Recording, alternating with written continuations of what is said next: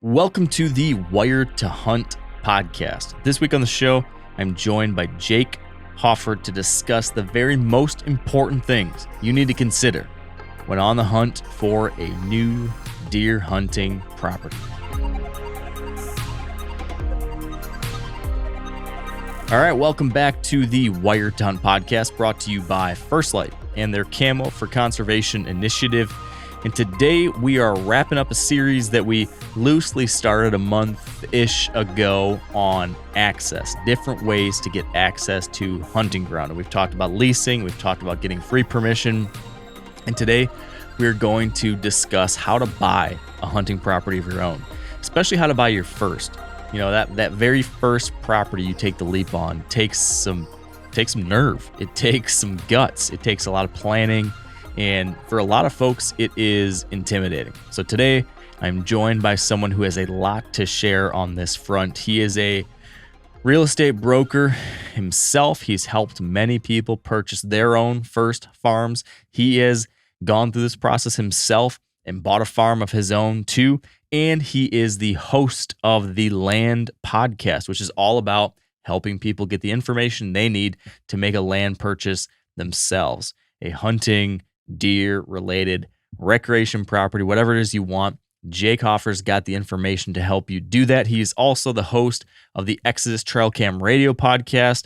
He's part of the Exodus Trail Cam company crew. He does a lot of great stuff. I am a big fan, highly respect his opinions, his perspectives. He's a great communicator about this stuff, and he really brings a lot to the table because, like I said, he's been on all sides of this equation. He's helped sell properties to people. He's bought property himself, and he's talked to all sorts of different experts on this very topic. So we're going to get into everything from understanding, what kinds of folks should be looking at buying property and maybe who is buying property not right for. We're going to talk about how to know when you are ready. We're going to talk about when's the market ready. We're going to talk about financial issues, market-related issues, understanding how to determine the fair price for a property, red flags when looking at hunting properties to buy, green lights, things that should make you want to jump right on it. We discuss different ways to, obtain new income, different ways to make properties more affordable, all sorts of stuff along those lines. We talk about buying and flipping properties versus properties that you want to buy and keep for the long term with your family. If you are interested in purchasing a deer hunting property of your own someday, you really should give this one a listen. That all said, great episode. I'm excited for you guys to hear this one. I'm going to leave you with one quick update, which is that this coming Saturday, if you're listening to this when it just came out, this Saturday, May 18th, 2024, we've got our first Working for Wildlife Tour event. It is in Kentucky. It's kind of near London, Kentucky, at the Daniel Boone National Forest. If you want to sign up, go to deerassociation.com/WFW. That's deerassociation.com/WFW. That's the National Deer Association's registration page for this event. This particular event is in collaboration with them. We're going to be working on some white oak restoration, some hunter access improvements, different things to help out public land and help out wildlife. If you are in the area, I'd love to see you. I'm going to be there. We're going to be giving out some of these t-shirts that I'm wearing right now. I work for wildlife. There's going to be some NDA hats. I think NDA is doing a drawing for a Yeti cooler. There's going to be food and just a big old shindig afterwards as well. So it's going to be a great time. Can't wait. Going to be seeing all you guys, shaking hands, taking pictures, having a grand old time on May 18th. Please register. Come on out Sunday, and we'll have a good time. So with that all said, let's get to my chat today with Jake discussing how to buy a great deer hunting property. All right, with me on the line now is Jake Hofer. Jake, welcome to the show. Hey, thanks for having me, Mark. I really appreciate it, and always excited to talk about land and deer, and been a long-time listener to Wired to Hunt, so pretty fun to be on here this morning. Long-time listener, first-time caller? Exactly, yeah, I can use that phrase. Yeah. I realized when we were setting this up that I've been on your guys' show over at Exodus, but had not had you on here. And that is a big oversight on my part, because I got to say this publicly. on my podcast. I think I said this at one point when I was on your show, but I want to say this to my listeners too. I don't listen to many deer hunting podcasts, but one that I do, like probably my favorite deer hunting podcast, is yours. Man, appreciate that a lot. I really truly think that you do an excellent job. You are I think you're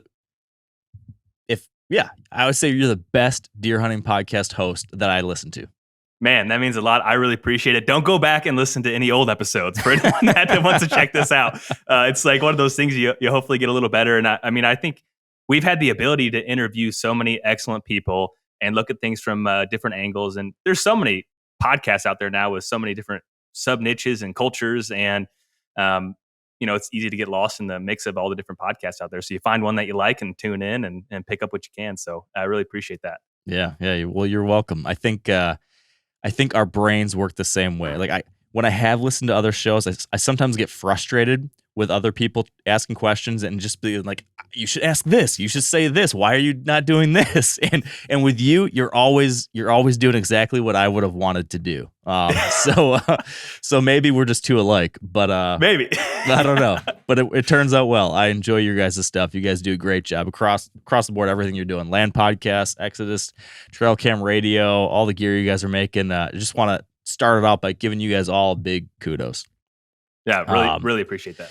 So that all said, though, rather than just fluffing you up, the main point of our conversation here today is land. We did this kind of mini series about access that I kicked off a month and a half ago, and we talked about leasing, and we talked about still trying to find that free knock on door permission. But as I got thinking about it, it seemed like an oversight to not at least spend one good conversation here talking about that most in-depth, biggest investment of an access type of project, which is actually buying a piece of ground. And, when I was thinking about, I've talked to different real estate agents over the years, and I know a lot of folks from a lot of different good agencies out there and groups.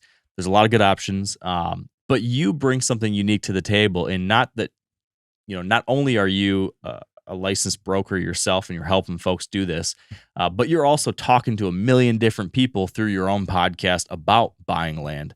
So you've got, firsthand experience, and then you've also become a student of the game and studying everybody else's. So I think you can really give us a unique viewpoint. And so where I kind of want to start it off is, with an anecdote of sorts, in that I've got a good friend who is always talking about how he wants to buy land. He's going to buy land someday. Every year he's like, I'm buying land. I'm buying land. This is the year I'm going to buy land. And then he never does it.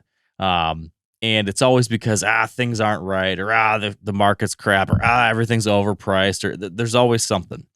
And so the thing I'm curious about first is, when is the right time? How do you know when you should actually jump off this cliff versus holding your cards back? Because I think a lot of people for years and years and years have had this same question, maybe especially so right now. So what's your take out the gate on that? Yeah, I think that's probably the most common inner dialogue and actual dialogue when it comes to talking about land with someone that hasn't bought one. It's overpriced. It's crazy. Market's going to crash. This piece isn't a 10 out of 10 and it costs however much money. I'm not going to waste my money on that. Mm-hmm. And I'll tell you this. So I bought my first farm when I was 26. I saved literally every single dollar I could, lived well below my means. And even as soon as I got my down payment, I bought a farm. And all of those emotions were the same exact things that were going through my mind when I was buying it. I had helped other people purchase farms. And I kind of coached myself, because this is in the back of my mind. Well, what if a better deal comes up? What if this other farm that is probably never going to sell, but what if it does sell after I just deployed all my capital? Yeah. And so all those things went through my head, and I bought it, and I've been super happy, and it's been super rewarding. The market has appreciated since I purchased that. And even then, land is very localized, right? And so you can go to the coffee shop, someone buys a piece of ground, there's chatter. Oh my gosh, that guy's crazy. Did you hear what he paid for this farm? And then you just jump forward about 5 years in the future, which I can do now. And they're like, did you know he bought that for this? Right. Man, what a steal, man. Why didn't I buy that? And so that is just a common theme over time. So I think that those emotions and that thought process is for everyone. But I can tell you this, the people I talk to, and personal experience and talking to people that have been owned farms for decades.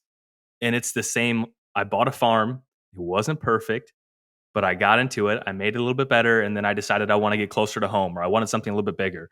And it's the same exact person that would, and maybe not exact, but there's a lot of parallels to someone that says, I'm not going to buy a house. I'm just going to rent. Everything's overpriced. I don't want to live there. And then versus the guy that saves up, buys a 2-bedroom, 1-bath house, puts a new roof on it, puts new siding, updates the kitchen. And they're like, our family's expanding. Let's get a little bigger house. They sell that house and they go buy a little bigger house, and it's, fits their goals better. And I think that same parallel can follow along when it comes to land ownership. It's not a direct parallel, but a lot of the same thought process and everything else. Because even when you're house shopping, right? Like, well, what if that house on the corner of so-and-so street, I heard they might sell, right, and then they never do. Like, so it's, not to ramble too long there, but it's a natural consumer behavior, and also this human behavior, that something better is going to come along, when in reality, work with what's in front of you. And, if someone has the down payment saved up, they've done all the due diligence, they've looked at farms, and they find one that checks off enough boxes that makes you happy, buy the farm, buy it. Because I'll tell you this too. It's like when you buy your first farm, you learn, I would never buy a farm that has this type of access or this type of neighbors. And if you wait forever and hypothetically, if you are disciplined enough to be able to save up to buy that really big piece that you've always dreamed of, you might make a giant mistake because you didn't go through the proper channel of trial and error throughout that process. So those are just some initial thoughts regarding that. Yeah, I want to dive a little bit more into some of the things you kind of alluded to there a little bit, kind of around like personal finance and that kind of situation. But before that, maybe even a little bit further up the funnel, is a question of just like, who is the right kind of person? Like, who is buying a farm right for? Right? I mean, there might be some people who, like, everyone dreams of buying a farm. Like that's a dream for everyone, I think. But maybe there's some folks that, hey, it's not the right thing. Maybe there's some folks that, like, this is. Who is, I know this is incredibly vague and incredibly general, but who is buying a farm right for? Yeah, that's a personal, inward looking question, I think. I mean, in my mind, I would fall under I grew up hunting permission farms with 15 different people on it, and it was a big track. And as a kid, you always think, gosh, if I could own this, or if I could do that, or if I could just have my own piece. And so I think for a lot of people, and this is maybe in a parallel as well, as like for someone like Michigan, right? Like you probably jones to go hunt the Midwest, right? Mm-hmm. But for someone that grew up in the Midwest, like myself, you are already in a great location. You dream of owning land. So it's like like for you, it would be leave Michigan, go to Iowa. And then once you're in Iowa, I want to buy a piece of ground because I want to have control over it. I want to grow giant deer and have the best parcel on the face of the earth, which isn't always the reality of it. So I think really what it is someone that, when I think of someone that wants to buy land, I think usually it is more than just killing a deer too, because you can go kill a deer in a lot of different locations. It's for someone that wants to spend their weekends working on their farm. It's someone that wants to continue to self-educate and learn how to make the habitat the best that it is for beyond whitetail. And it just opens up Pandora's box of so many different things that you could never imagine if you just leased or if you just hunted public land. And that's my opinion, because that's what's happened to me. Because you just like, well, how do you do this? How do you do that? And then you just get to learn so much more, which makes it so much more fun. And then you can try different things. And so I think it's for someone that wants a little piece of their own American dream. Because I think if we look back in the age of America, the 1860 law where you go get your 40 acres and establish and have your own little piece of heaven and own your ground. Yeah. Right. Yeah. And literally, yeah. So think about that. Just show up and they give it to you. Yeah. And so that's not the case anymore, unfortunately. Yeah. But I feel like it's rooted in our DNA as like American heritage of, you want to own a piece of ground because you want something to call your own, to spend time with family, get enjoyment, and hopefully, spend some time in a tree stand in November. Yeah. So then next, I think the natural question is, okay, if I'm a person who checks all those boxes, I want these things.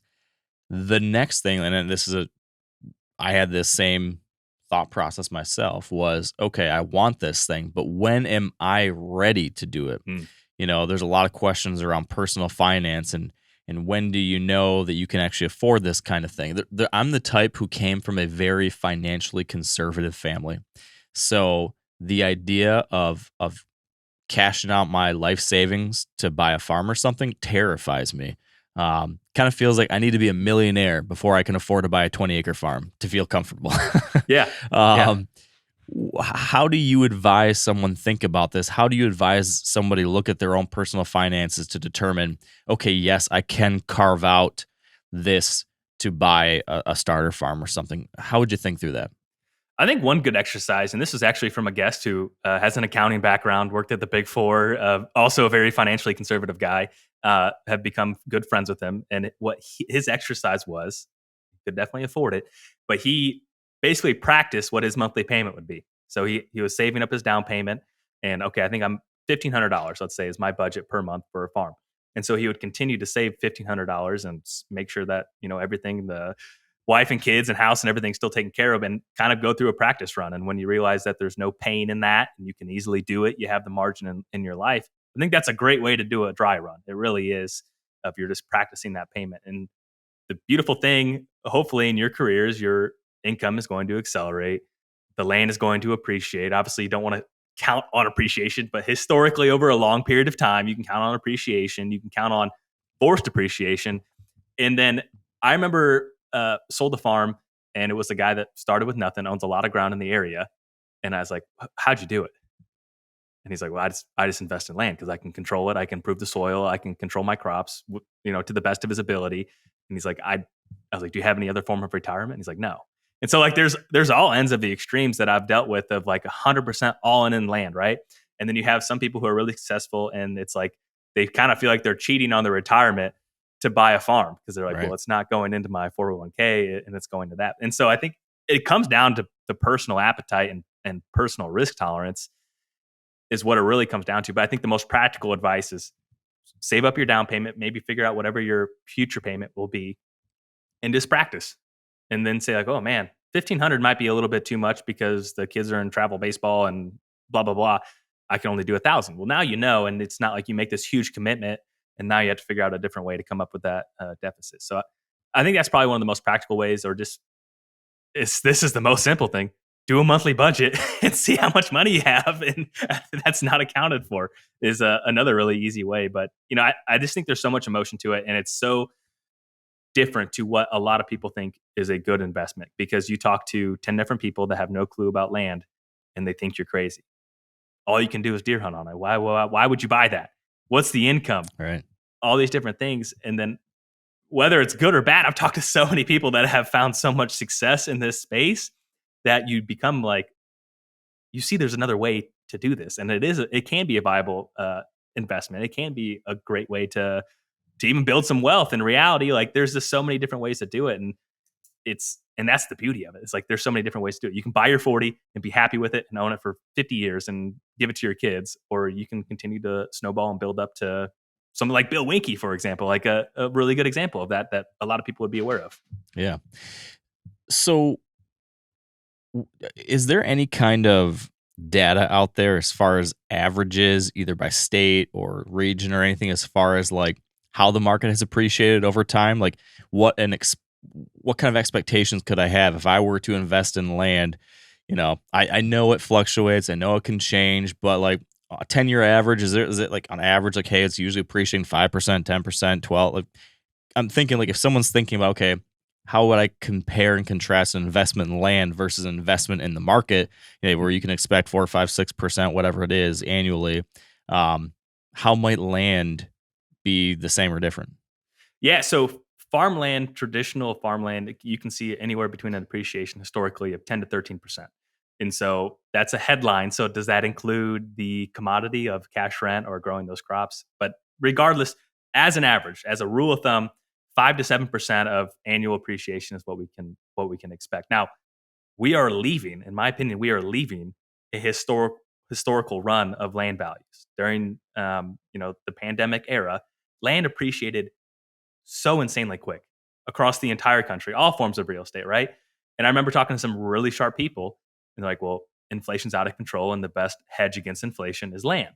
So there was a lot of people with a lot of money that were really smart, and a lot of investment firms that went and bought a lot of farm ground. And when there's limited supply and a lot of demand, you can imagine what happens. And when commodity prices were really high. So like, in my opinion, we saw a really strong, extremely strong run of land prices across the board. And I think we're getting back to reality to where maybe we can expect a flat year or two. But if you had a 10-year period, anywhere between 5 and 7%, I think is a fair rule of thumb. Now, another thing that I personally love about land is the stock market is an extremely, extremely efficient market. You have algorithms. You have the smartest people on the face of the earth on Wall Street. You have so many things that are out of you and I's control, reliant on other people. Yeah. Then you have rural land, which has become way more efficient than someone like a Dan Perez in the 90s. Like it has become more efficient, but it is not nearly as efficient as the stock market. And when there's inefficiencies in a market, you can hedge to get more equity out of something. So I think that's something to really look at. Is it's still historically a inefficient market to get the whatever the max price is for a lot of different parcels across the country. So hypothetically, if you do your homework, you do your due diligence, you find someone that is really familiar with an area and say, hey, this one is 5% below market, 10% below market. Well, you can catch that up really fast. And then unlike NVIDIA, and you don't know if there's going to be a war in Taiwan, that's out of all of our control, but you can put up a gate. You can improve a property. You can improve the access. You can do all these different things. And to me, that's what I find a lot of freedom in, is like you have control over your own destiny. And if you're confident with your own decision making, then if it goes bad, you have no one else to blame but yourself, unlike the stock market. Yeah, that's a really good point. So you bring up some things related to this historic run we've been on. What's your read on the market today and looking forward the next, 3 months, 6 months, 12 months? If someone's listening to this and thinking about buying, I'll go back to like my friend. Yeah. My friend has been talking about how the market's crazy, the interest rates are crazy. How could anyone buy land right now? But then I always worry. My other friends were like, man, the best time to buy land is always yesterday, right? Everyone always says you should have bought it last year. You should have bought it yesterday. Like if you keep on pushing it out into the future, you'll never do it. So what's your take on the situation right now and in the foreseeable future? Yeah, I think a lot of people when this crazy run was happening, a lot of people made a lot of money. There's no secret to that. I mean, we can look on social and see a lot of people that made a lot of money throughout this run. And I feel like they were speculators rather than investors. And it was very easy at that time because money was cheap, land prices went up. And so for your friend that said for the last 5 years he was going to buy a farm, he's going to buy a farm and he knows he wants to keep it for 5 years, 6 years, buy the farm. If he buys it and he's like, I think I'm going to turn this thing around and I'm going to do this, and I'm going to sell it tomorrow. Don't do that. I don't think that's a great idea. And so that's kind of my general rule is a lot of people, I ask them, how long do you think you'll have that piece? And if they say, I don't know, maybe hunt it for a year and then sell it after that. I don't have the utmost conviction that's a great plan right now. Just because of the situation right now. Yeah. So the interest rates. So let's say someone thinks that I'm going to make $300 an acre on that farm. I'm going to do this, and sell it for $300 an acre, more than what I bought it for. If you're borrowing money, you're probably not going to make hardly any money, period, because of 8% interest or prime's at 8.5%. And so to relay that back when it was 3.5%, 4%, you could buy twice the size of the farm. So your buddy that should have bought a farm, he could have bought twice the size of the farm that he could buy today. That's how much purchasing power he has lost. And tell me it was crazy then, and you're locked into that. And so I think the general market overview, I don't want to predict anything, but I can tell you this from here in Illinois, Q4 of last year to Q1 today, Class A tillable is down almost $1,000 an acre on average across the entire state. And so like that commodity price, corn is down about 30% from where it was last year. It's down almost 50% from when it was at its peak in April of 22. Beans are down, I want to say like 20% or something like that too. So it's like commodity prices have really, there's some people that view that ag land is like the gold standard of land, right? And so like if ag struggles, and a lot of these pieces are mixed use properties where it's 30% tillable, 40% tillable. So like if ag goes down, hypothetically, recreational land prices should go down too. However, year to date from Q4 of last year, recreational land has actually continued to accelerate, which is interesting. And so I don't know if there's a lagging period there, but those 20 to 60 acre properties, there's still a lot of people that can't afford those, and there's a lot of cash out there too. So it's like the average household is probably feeling the pinch of inflation, but there's a lot of people that haven't felt that, and they look at this as a buying opportunity. So it's really hard to say what will happen. It's really hard to say. We're supposed to have multiple rate cuts this year. We haven't had a single one yet. We don't even know if one's going to come in September. And so there's just a lot of uncertainty in the market, which could be good if you're very confident in your plan. If you are a newbie and you don't have someone in your corner and you don't really know what's going on, I would probably follow some level of uncertainty. But if you've been shopping, you've been waiting, you've been looking, this has been your dream, don't let those outside forces stop you from sticking to your plan.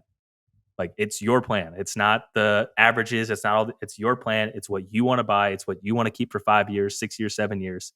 Then do it. So I think that's the best way to look at it. It's like, look at it as an investment, not a speculation. Is the best way to say it. Yeah. So this is again, this is not the short term turn and burn market right now. But if this is like hey, I want to get a place and have it for a while, and then maybe 5 years down the road, flip and grow. Like, okay, yeah, go for it. Yeah, I think that's always a great plan. I think that's always been a great plan, and I think that when like Warren Buffett or like there's all these different things like where you look at if you put money in the S&P 500, the chances that you lose money in a week is whatever, and then you look at it for a month, and then 1 year, 5 year, 10 year, 20 year. It's a similar thought process with land, and I think that's the easiest way to illustrate it because that's how people are familiar. Yep, that makes sense. Now, please forgive my ignorance, but I have not bought land myself, so I've never had to look into this. But what about refinancing on a land purchase? Like, is it just like refining on a house, or is there something different? Because I imagine some people are thinking, okay, I'll buy my land now, I'll get a mortgage at 8% because I have to, but hopefully 4 years from now I can refinance when it's more reasonable. Is that that's possible? definitely a viable option. It depends on who your lender is and everything else, which this is probably the biggest piece of advice when it comes to buying land. Everyone wants to shop for a parcel, right? Everyone wants to go look at all these farms. Call at least 5 different banks or credit unions. Call at least 5. Explain what you're doing. Find a bank that understands land, understands what you're trying to do, and shop rates because they can be a lot different. I mean, the first farm I bought, I had to put 30% down. It was a higher rate. And then I ended up finding a bank just through work. It's like, dang, if I buy anything else, I'm going to go through you guys because they're the most competitive, easiest to deal with, a lower down payment.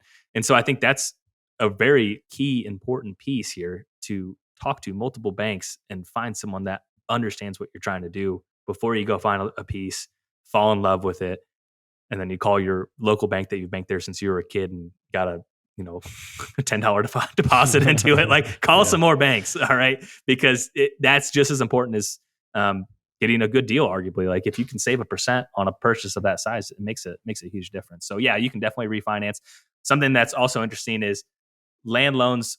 A lot of times are ARM loans, so it's adjustable rate mortgage. So sometimes that's a 3-year ARM loan or a 5-year, 10-year, 7, 50. So that's something you have to when you call the bank, say, tell me, sound real smart. Say this, tell me a little bit more about your products. They love when you say that. Tell me a little bit more about your products. You guys are just giving me money, but tell me about your loan products. I'm like, oh yeah. Okay. And so that's something that I would just ask. And so a 30-year fixed rate's probably going to be higher, but there's just so many different things that go on with what's happening to prime and how, the bank is borrowing money from another bank in order to give you money. And so they have to get margin on it. So call a lot of banks. Be prepared to refinance if you need to, or keep saving money and keep looking because there's something that's going to come along eventually. Are there any other things along those lines that a first-time buyer oftentimes is not aware of or hasn't thought about or is not prepared for, but that would be very useful to know before taking this leap? Yeah, I think a lot of it's probably bank specific. If you're self-employed, you have a little bit more going against you, is the reality of it. But I would say plan on having 20, 25% ready for a down payment. Ask them about their loan products. Weigh out whatever you think is the best one for you and shop around. I think that's probably the most important thing. And ask, these people are here to help you. They're here to earn your business, right? They want you to do business with them and say, and ask them, what advice do you have? What are some things I should look at? And so like, cause a lot of these bankers too, they specialize in land and they are familiar with the market. And a lot of times their opinion isn't probably my opinion, but but you can get their opinion too as just another Sure. another data point. So I think those are the biggest things. Shop for a lender, understanding you have a down payment. Um, the biggest thing, debt to income ratio. If you got a $70,000 truck sitting in your garage and you pay $1,500 a month on that, that's your first farm. It's sitting in your garage instead of on dirt. I Yeah. think that's probably the hardest thing for a lot of people to really realize. And I truly believe, and that's part of the reason why I started Land Podcast, is I talked to so many people that, like the friend you're mentioning, I would always love to own a piece of ground. And you start learning, it's way more accessible than what you probably realize right here today. It's not going to happen by accident, but you can do some small things in your life to figure out how to get to that point. And it might not happen in a year, it might take 2 or 3 years for you to get to where you're at. But you can definitely do it. I firmly believe everyone can own land if they're make some micro adjustments in their personal finance or in their life. If it's that big of a priority, I truly believe everyone can own a piece of ground at some point in their lifetime. And so to me, that's liberating, right?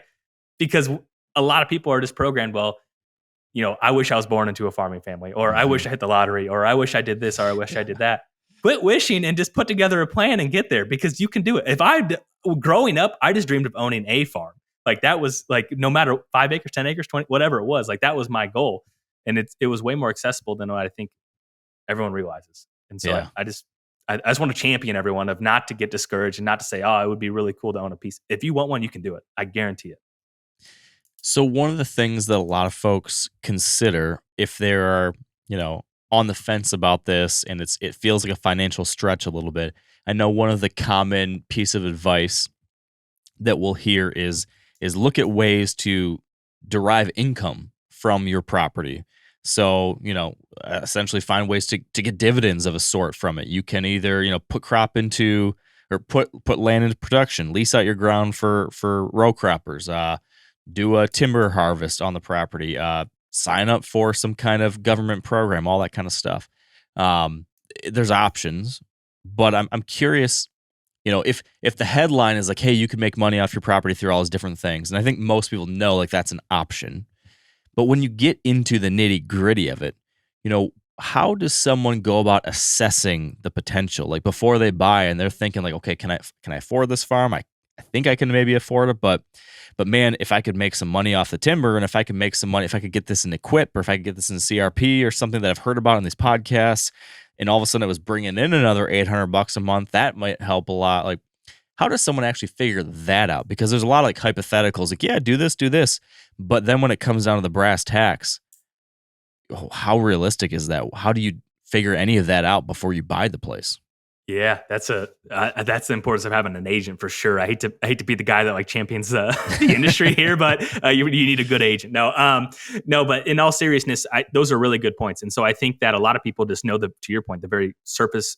They know what it is, and they maybe can tell you a sentence or two about it. Yeah. But just because something is in CRP and it's not going to be compliant or eligible for re-enrollment, then like you need to call the NRCS office and the FSA office and say, hey, you get a FSA release form from the sellers and say, hey, I need to know, is this potentially eligible for re-enrollment?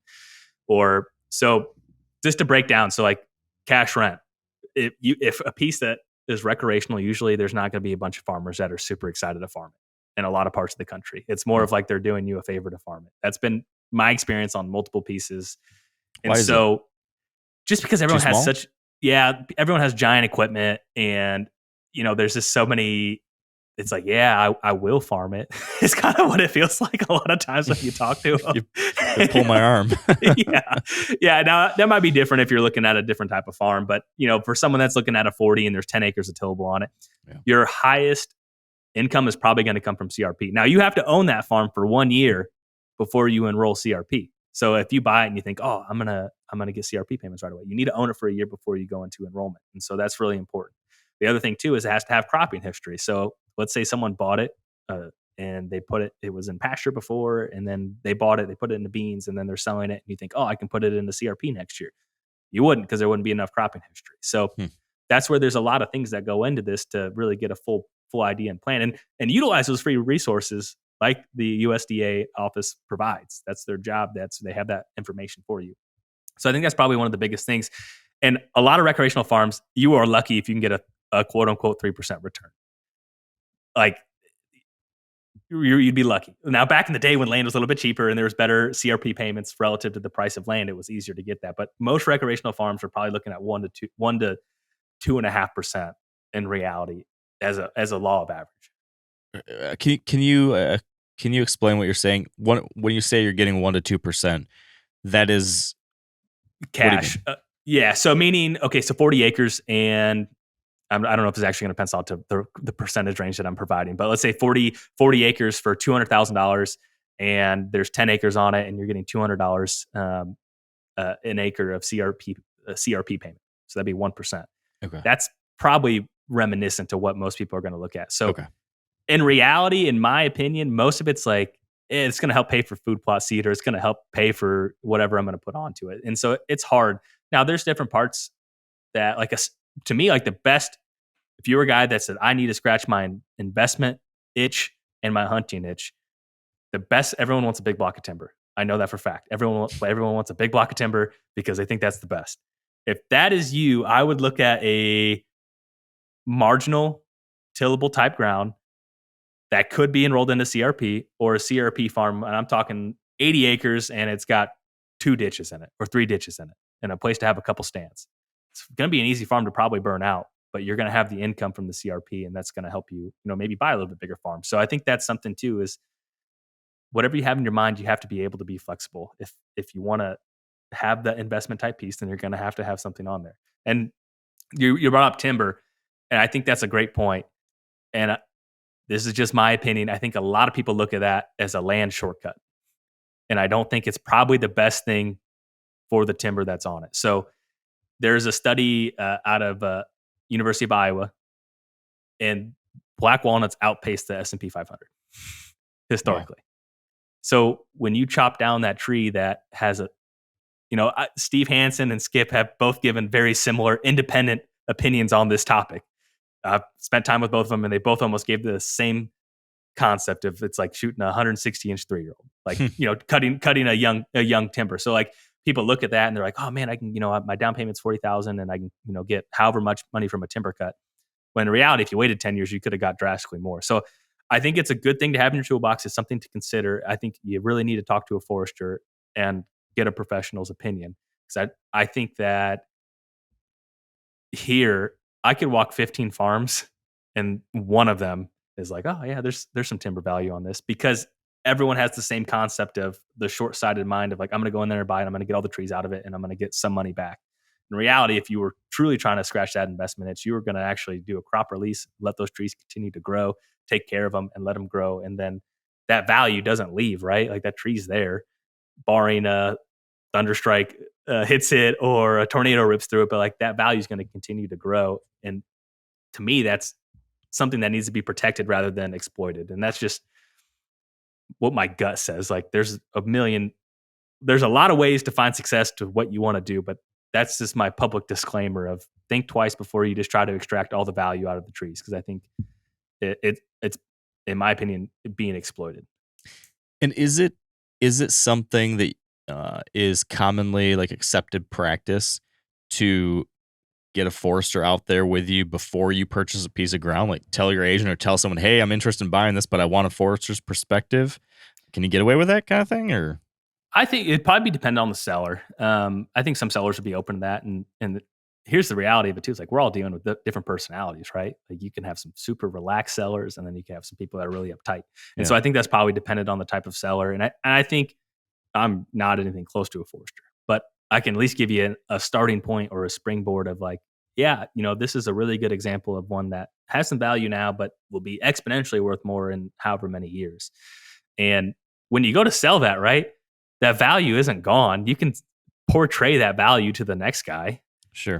So I think that's just really important. But it is certainly a good option, though. If you buy a piece and that tree's going to die because it's so old and big, then yeah, that makes sense. But don't kill the 3-year-old 160-inch deer. Like you don't want to do that. Yeah. So okay, so you can lease out your ground to a farmer. You can put it into a government program and get a payment. You can look into some kind of timber harvest if appropriate. Are there any other revenue opportunities with a piece of recreational ground that you've found that's actually a reasonable opportunity for someone to look at if they're trying to figure out how they can make this work financially? I think Equip is an excellent, probably underutilized government tool to get some income from a piece. I wouldn't really necessarily say it's true income, but it's kind of like you're getting paid to improve the parcel. And so you can do exotic removal, invasive species removal. You can get paid per acre to do that. And that's something you don't have to wait to own it for a year. That's something you could apply right away. Now there's application periods, but that's something you could start working on the day you buy it. And so there are so many different Equip projects that you can do. I've done invasive species removal.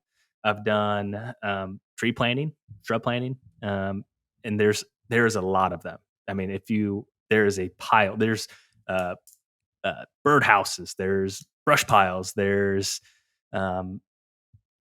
erosion control. There's a lot of different things. Now, you're not going to get rich from any of this, but it could help improve the parcel. And if you do the labor yourself, then you could put a little money in your pocket. And so I think that's really important. And then, I mean, some of the more obvious ones, if you don't like turkey hunting, you can lease the turkey hunting rights. I think another thing is if you buy one with a house on it, you could parcel off the house and sell the house, or rent the house, or Airbnb the house, and block out those dates when you're going to be there hunting it.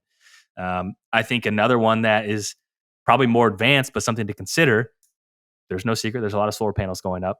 If you can find a farm that has 3-phase power running near it with a substation with a capacity to add a solar panel system, that could be a home run. Now it's very, very, very specific, and you're going to need to utilize some experts on that. But that's another more out of the box idea that you could at least consider. And so those are some of the biggest ones. But I think the biggest thing is buying a farm for a fair price. I mean, that's really what it boils down to, and then just figuring out what you can afford. I mean, if you're that tight where $20 an acre cash rent is going to make or break you, you're probably spending too much money. So I think that's probably the biggest thing too, is like, don't be so short-sighted that you have to exploit your land in order to pay for it. Like, you bought it. You want to be a good steward of it. You want to take care of it. This is what you dreamed of, right? Do you want to go degrade it in order to pay for it? I wouldn't personally. Yeah. All right. I want to play a game, Jake. Oh boy. Yeah. I'm going to call it green light, red light. Okay. Walk me through some green lights and some red lights when it comes to a farm. If you're shopping for a farm, you're out there, you're looking at pieces, you're walking pieces, or you're looking online at listings, what would be some of the top things that would give you like that, ooh, yes, green means go kind of feeling? And what are some of the top things, especially things that maybe people overlook, that would be, hey, red light, tap the brakes, this is concerning? Mm-hmm.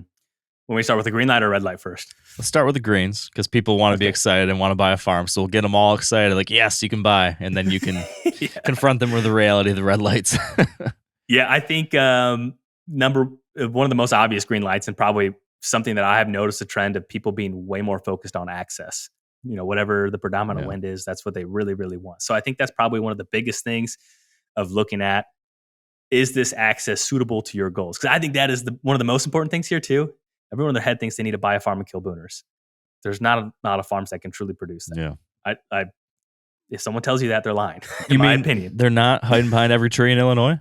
No, I can tell you that. I can tell you that for fact. Now there's some farms that, so I think just to establish the red light, green light, like if your goal, you have a 10-year-old son and you want to go on the weekends and hunt with your son and have quality time in the summer and everything else, your green light and red lights are going to be different than a guy that really, really wants to kill booners. So We'll just talk to the average guy here, because I think that's where most of us are.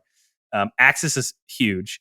I think another green light is it within 2 hours of your primary residence where you plan on going to look at it. Because I think a lot of people, depending on what part of the country you're in, man, this farm that's 7 hours away is 30% cheaper than the farm that's an hour away. They buy the one that's 7 hours away and like, we didn't really go down as often as we wanted to, or the kids and wife didn't want to go down there as often. So I think 2 hours is kind of the cap where I think your radius should be. So that's another green light. Oh, it's within 2 hours of my house. I think another thing too is obviously green light. I can afford this based off of the income or based off of the price of it. And I think this is also dependent on what you're like, the type of buyer that you are. If you are young, energetic, I hear this all the time. I want something I can put my DNA on, or put my fingerprint on, or I want to develop it. I want a raw piece of land. So a green light could be not a really great listing, maybe a scanned image of the map of the property and you're like, oh man, okay, there's a chance that this is a family friend that's selling this for them. So I think that could be a green light. I think sometimes the crappier the listing, the more excited I get as a shopper.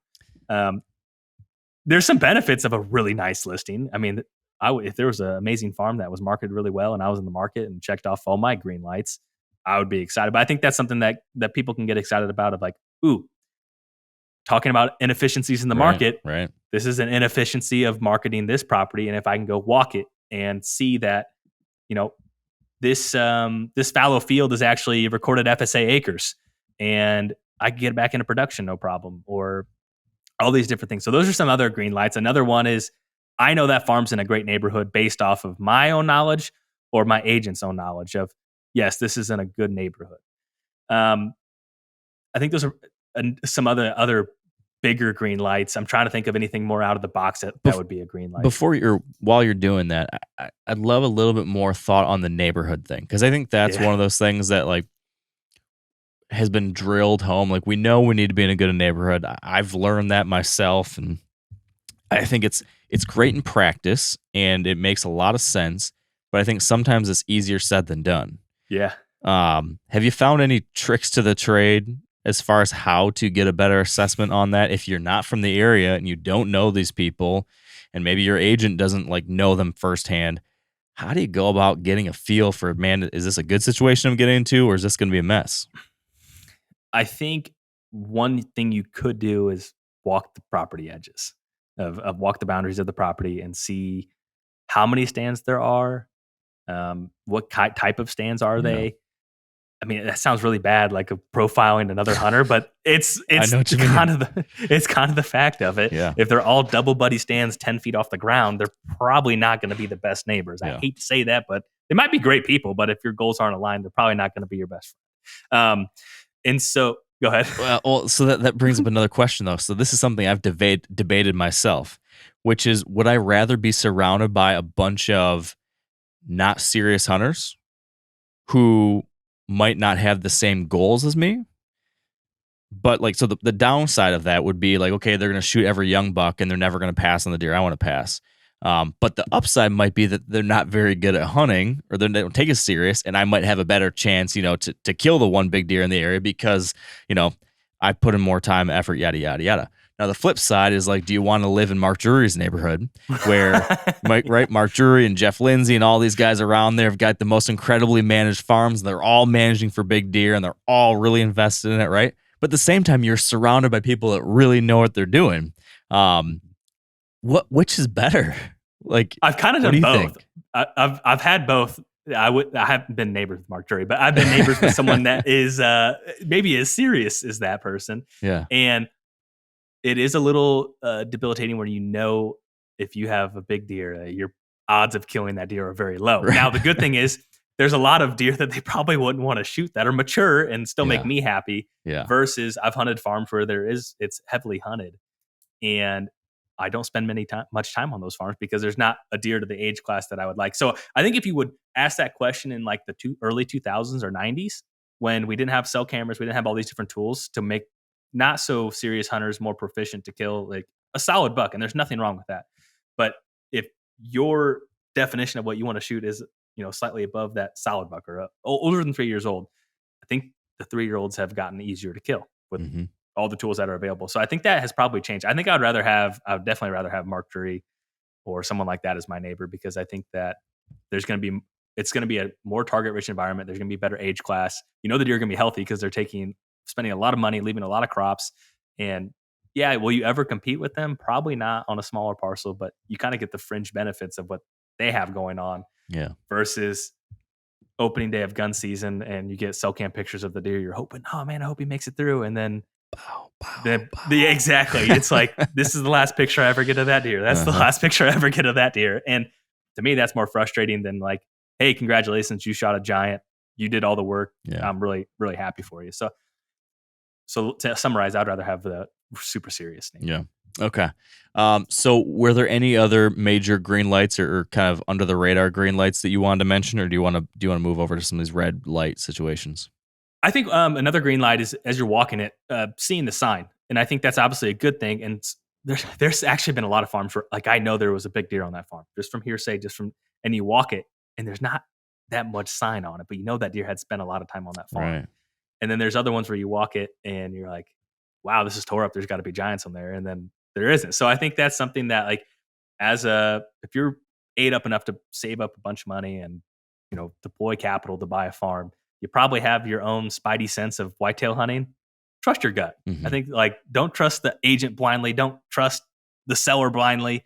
Follow your own gut. I think that's probably just your own internal green light. But then we can talk about red flags, because there's quite a few of those too. Yeah, let's put some reality in front of us here. What are some of those things that should be, at least I'm the type of person that when I want something, like when I kind of like I could see myself at some point if I'm gonna do this and I decide, okay, now's the time to buy a piece of ground. Once I flip that switch, I'm gonna want to fall in love with something, and I'm gonna fall in love with it hard and fast, and I'm gonna be like, oh no, this is the right neighborhood. This is the thing. It's got that sweet little CRP feel in the middle that I've always wanted. And like, I'm sure there's certain buttons that a property could push that would have so much sex appeal to me that I would be willing to, like, gloss over certain other things because do you know what I'm getting at? Like, I could see myself falling for that kind of situation. So what are those red lights that I cannot overlook, that I can't gloss over, that I can't, you can't put lipstick on this pig kind of situation? Yeah. You're buying the sizzle, not the steak, is like a famous thing there. So I think some red lights in general, and this may fall more under like a beige flag, right? So we've all done this. So you're looking on Landwatch or wherever, and you see this price, like, man, this thing is half the price of everything else. Yeah. You click it, and they're like, oh, it's in WRP, so it's in the Wetland Reserve Program, which means that you're very limited. It's not a bad buy if your only goal is deer hunting, but you're limited on what you can do. You have to get approval to put in a food plot and all these different things. So that's something that I think is just a general beige flag. Like, if something is priced extremely half of market, it's probably in WRP or it's in CREP, which is a easement that you couldn't build on it, and all these different things. So that's something just to consider as a beige flag. I think some other red flags, if I walk a property and there's 17 tree stands on the fence line, I with most people that are buying 40 to 80 acres, you're not going to win that battle, man. Like, you can do all the TSI, all the food plots in the world, you're going to be frustrated, I think. And that's not what you want, right? Like, you want to buy this and be happy. There's going to be ups and downs just like anything, but you're probably not going to be happy. So that's a pretty big red flag.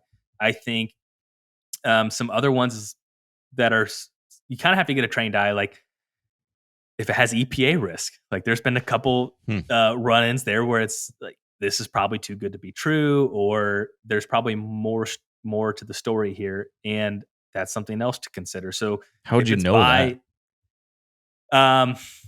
My gut feeling was one of them. I walked one farm, which I talked about on the land podcast, but basically this farm came up and it was pretty close to me, and I went and walked it, and it was really weird. It just felt, something feels off. Like, on some of the hillsides, there was really old growth, and up top it was all really younger growth, like 30, 40-year-old trees, like trees that are typically there when there's been disturbance. This top knob was all switchgrass, which clearly, okay, this was some sort of remediation. It ended up being an old area where the soil was contaminated. Ooh. And so now, granted, you could have bought it and still would have been okay, but that was something I didn't want to do. There was another, more recently, a really sweet farm. Client texted me about it. I'm like, oh, we need to go look at it. And it's next to a place where they used to make explosives. And then you start doing some due diligence, you do some Googling, and you're like, oh, there might be some EPA issues here. And so, like, that's something you don't want to mess with. I mean, to me, like, there's a lot of upside reward if everything's good, but there's also, if this is your first farm, probably suggest you to avoid that. There was one that I went and looked at it. It was an old landfill. Yeah. And I was like, oh, sweet, $1,000 an acre. And you go walk it, and then you do some due diligence. You call the EPA office, like, it's not in compliance, and there could be $1 million of remediation to get it up to code. Ooh. And so you're like, okay, well, that's not it. And then, so, like, what people would do is they would just buy it in different LLCs and, like, do some sort of shell. Like, it was someone bought it and they let it go to a tax sale, and then someone else bought it and then they resold it. So those are, like, some really kind of more, I wouldn't say advanced red flags. I think most people would be able to catch on to that, no problem. But I think Another thing is access for sure. I think one red flag is a lot of farms sometimes get split up and the tillable gets sold, and then you have one long, skinny access Right. point all the way through there. So in the morning, you're going to scare deer walking in the evening, you're going to scare deer walking out. And unless you have a really good plan for screening your access, that's a battle that I'm not sure if you can really win. Um, so I think that's another really big one. And I love looking at farms. Like I geek out and look at them half all the fun time is just online. shopping.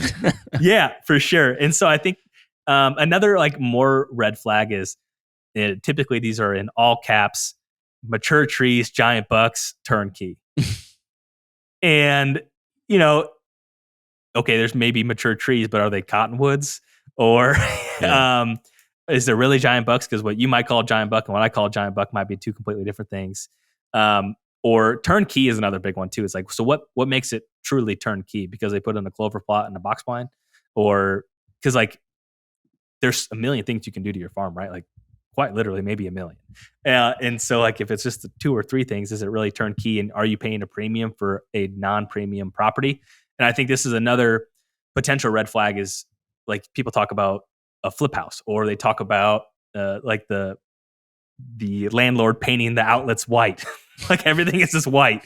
Don't buy a farm that was just painted white completely everywhere with really bright lights to make it look awesome. So I think those are kind of they're red flags, but if it's priced right, like I would buy anything, or encourage anyone to buy anything if it's priced right. So I think that's like, what is the farm and how does it really fit into the market, and is it fair?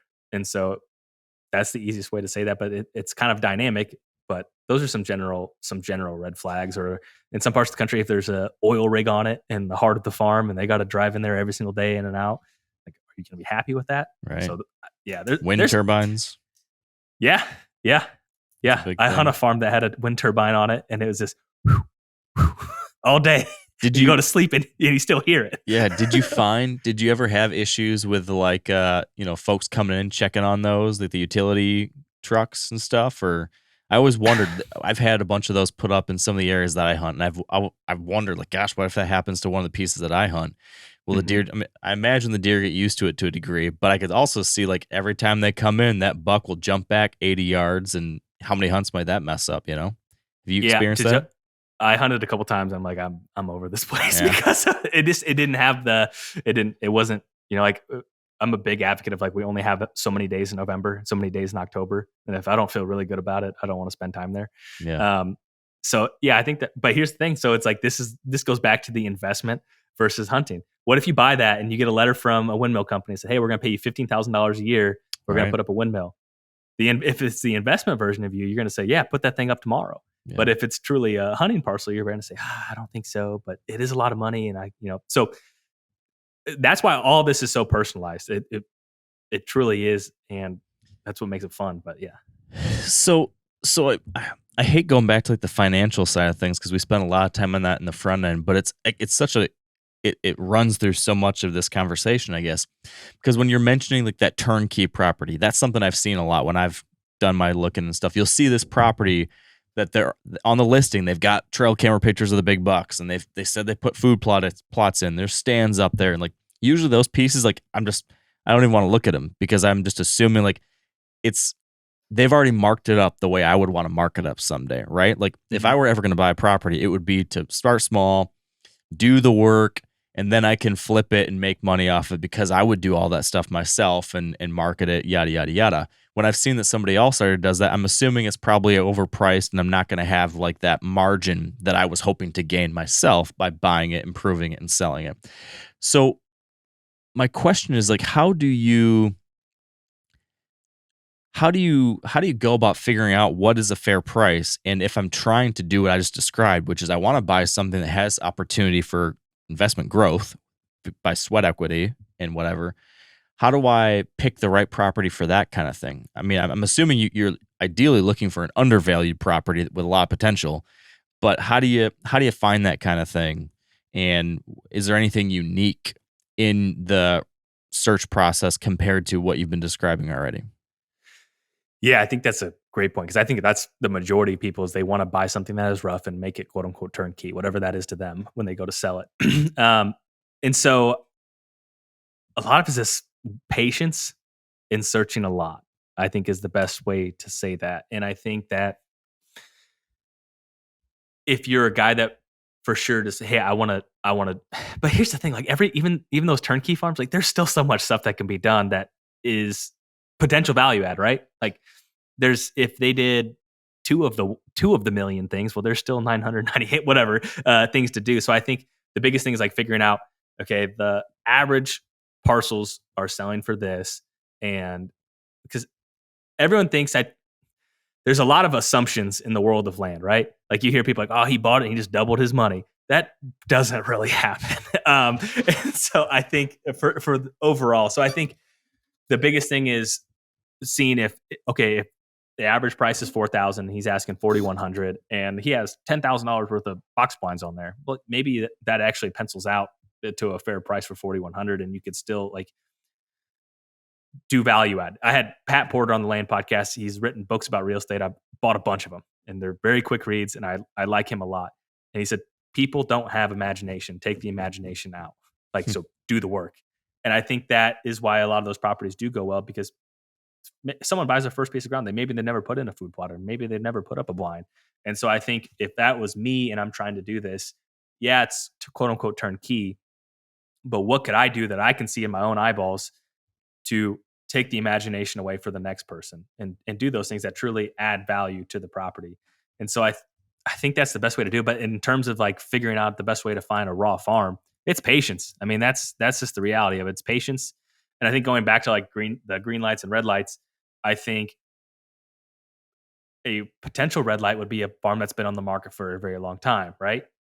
But it could be a potential green light if they have newfound motivation because it sat on the market for a year and nothing happened to it. And so I think that's just the weird balance of all of that too. It's like, well, you thought it was worth this. If it was worth that, it would have sold. Would you consider this? And so that's the dynamic fun thing about real estate. So trust me, because everyone wants to find a raw farm. They're becoming less and less. Like talking about the efficiencies of the market, like we are becoming very efficient. Like people are becoming so well educated when it comes to buying land, like the access. Like I've talked to a lot of people this year, like I only want this type of sided access on this farm and I won't look at anything else. And so back in the day, that wasn't even a thing. Did I have big deer and could I put in a food plot? Yes. Okay, I want to buy it. Yeah. And so I think that's just like we as hunters, we as consumers continue to evolve and change what something could be worth based off of what could be produced on the ground. And that even includes solar panels. Like 10 years ago, who cares? It would have been a drawback if there was a big power line running nearby, right? Like, oh, I don't like that. Now it's a potential huge value add. So I think that's the awesomeness of land is just, it's like some people like shed hunting, right? People are ate up with shed hunting. I like land hunting. Like that's what I like. I like looking for that 80-inch side, like hypothetically as a farm, because I think that's what makes me excited. Like going walking a farm that you looked at online and you're like, oh, I didn't see this, or oh, this wasn't on the listing, or I didn't know there was a creek through here, or so that's just the best way to look at it. It's like look at it with an inquisitive mind and ask yourself as many questions until you think you have enough answers and vision. If I want to do the buy something and fix it up, sell it, buy a bigger farm, if that's my dream, that's what I'm trying to do. I want to work my way up to having 140 acres, so I'm going to start with 30. Is there any kind of rule or best practice as far as like what kind of delta or like how below market value do you want to try to find a farm in order to be able to see an investment? I'm having a hard time describing what I'm trying to say here, Jake. Basically, like knowing like, hey, I want to be able to flip this thing in a couple of years and make some money off of it.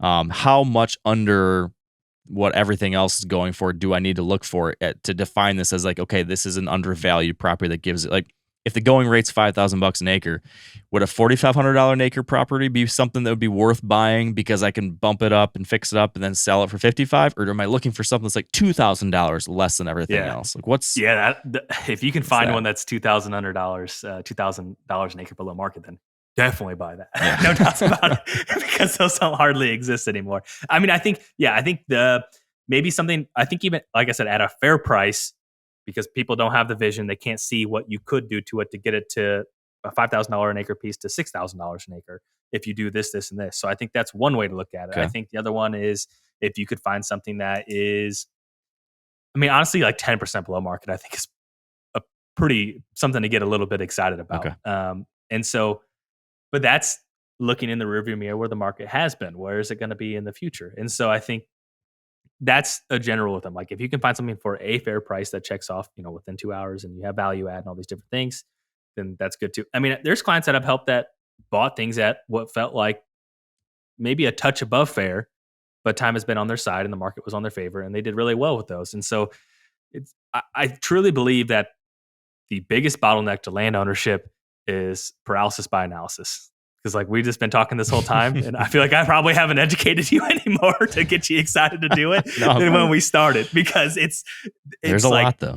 It's people get in their own way of success. I really believe that. Like it's not, the farm isn't perfect enough. Like you're not going to find a perfect farm, especially if it's your first one. Buy the farm, learn what you can, make some mistakes, have comfort in making mistakes because that means you're growing. I think it's the same thing for a deer hunter. They're like, yeah, I don't know. He's on the farm. I don't know if I need to go in, or I don't know how to do this, versus like, just go try and you're going to learn something and get better next time. And I think land follows that same thing. So one of the things that I feel like a lot of folks worry about is like, if I sink my savings into this farm and it's not perfect, like if the thing I was worried about ends up being the case and it's not as good as I thought it was going to be, or there's a bad neighbor, or there's not a bunch of big deer, whatever it is, how hard is it to offload a property like that? Like, are you stuck if there's a red flag like that you discover, or is there so much demand these days that even those properties that aren't perfect, there'll be someone who is willing to take a flyer and give it a shot? Yeah, I think there's still way more buyers than there are sellers in the market right now. So I think you have some level of protection for something like that. And then once again, it kind of goes back to maybe you thought it was going to be an awesome deer hunting spot and it's 20 acres, but maybe it's a really nice place to build a house and have some pasture out back. So like, that's the thing. Like we are so deer focused that we often forget the guy that wants honeybees and it's away from ag and he can have his honeybees out back. So those are some different things. Or maybe it could be an orchard, or, like there's so many different land uses and potential there. So just because there's a bunch of neighbors there and you want to run cattle or have horses, then that's not going to impact them. So I think it's definitely a valid concern, right? But there's also people I want a place to hunt. I got kicked off everywhere. I'm sick of paying for leases. I just want a place to hunt. I don't care. If I see a deer, I'm going to be so happy. Versus maybe what your goals were going into. Like I want to target 5-year-old deer only. And so that's that whole bell curve of potential buyers. And so I don't think you ever want to be deceitful. Like, yeah, that neighbor's a jerk and you're not going to like him. Like, I think you probably say, hey, hasn't liked me that much, but maybe you guys will get along better. And I think that's just like the easiest way to communicate, like to never be deceitful. Cause like the world is tiny, whether people realize it or not, like be honest, karma, explain like, hey, these are the things that didn't work for me on this farm, but maybe you could fix them, or maybe this doesn't bother you, but I do want to let you know these, that this is going on. And I think that's really important. But to summarize though, I think you probably sell it. And I've talked to a lot of people and I have not found many people that have lost money from selling a piece of ground historically. And I think that comes down to owning it long enough too. So I think that's really important. And like circling way back to like the investment versus land, this is one of my favorite conversations on the land podcast. It was a father and son, and the father went bankrupt during the farming crisis in the 80s. It was like a very powerful story that I really enjoyed. And then the son has been so like multifamily investment. And then they bought a farm and they're like, yeah, this is pretty awesome. Like we did pretty well. And my son loves to go out and work on it. And so it's like, we get in our own way of crunching the numbers and, okay, what is peace and quiet worth? What is running a tractor and doing your food plot? What is that worth? Because like at the end of the year, I always write down, what are my five favorite days of the year? 3 of the 5 are always a day like working with my wife or my family on a farm.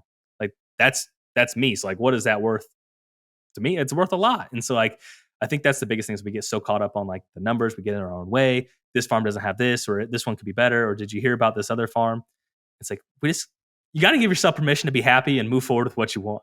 Like I think it's more in our brain than anything else. I think that's a really good final thought to send us out. I think that's probably the message a lot of folks need to hear. But I want to give you an opportunity. If there's anything else you want to send folks off with, speak now or forever hold your tongue. And then secondly, could you give folks the rundown of where they can find all the different great work that you and the folks at Exodus and everyone are doing with the various podcasts and media you guys have? Would love to hear about all that. Yeah. Well, once again, thanks for having me on here. My shameless, or maybe there's some shame. I don't know. I'm a licensed agent here in Illinois, and so I'm more than happy to assist anyone in some of the conversations that we had here. Or if you're anywhere in the country, happy just to talk to you as a friend and give you some ideas and point you in the right direction. When I started the Land Podcast, I had the goal of helping 100 people buy their first farm, and I'm getting really close to that, which is so cool to say. Like whether it was to someone, an email like, hey, I'm in Wisconsin and you helped me have enough confidence to move forward. I bought a farm and I love it. And so like, that's why I started it. And so it's really cool to share kind of what I've been doing for the last 130 some episodes of the Land Podcast. Comes out every Monday. And the other thing, Exodus Outdoor Gear, our YouTube channel, and the website, ExodusOutdoorGear.com, manufacture trail cameras and arrows. And this May will be 9 years of Exodus, which is crazy to say. And it's been a lot of fun. We have a lot of content beyond, if you're a big woods guy, probably not your dude, but if you want to talk about land, I'm your guy. And so we have a lot of different types of content. If you like whitetails, I guarantee we talk about wherever you're hunting in the country. Yeah. Yeah. Chad's got that big woods game dialed in to talk about there. I always give him a hard time. Yeah. Yeah, he's all about it. Not for me, but he's all about it. Hey, different strokes for different folks, right? Absolutely. All right. Well, Jake, thank you so much. I think this is great. I'm going to make sure my buddy listens to this and gets off his tail and buys that farm. And I think there's a lot of other people who, in all seriousness, I can't recommend your stuff enough. The Land Podcast, I've listened to a bunch of it as I've gone through. I go through these like ups and downs of maybe I should do it now, right now. Maybe I should do it now, right now. And so I'll periodically jump in and explore the archives. And you've been doing some good stuff lately. So thank you for helping so many people. You maybe are approaching 100 people that you've helped that have told you and confirmed that they've been helped, but I'm sure there's many, many thousands who have benefited from what you're putting out there along the way. So keep up the good work. Appreciate that. Thank you so much. All right, and that's a wrap. Thank you for joining.